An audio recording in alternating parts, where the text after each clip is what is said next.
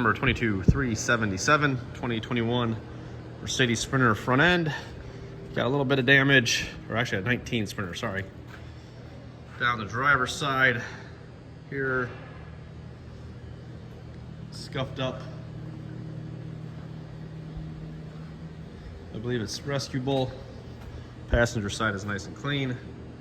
This did have, I believe, the 3.0 liter diesel engine. So that is the cooling package you're gonna get with this.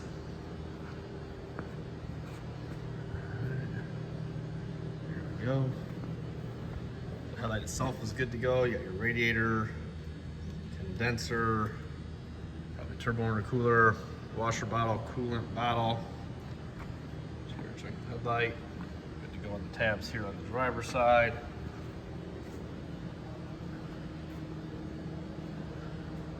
Black textured bumpers, all right.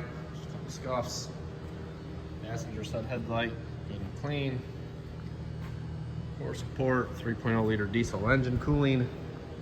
All right, 22377, 2019 Mercedes Benz Sprinter van front clip in stock now.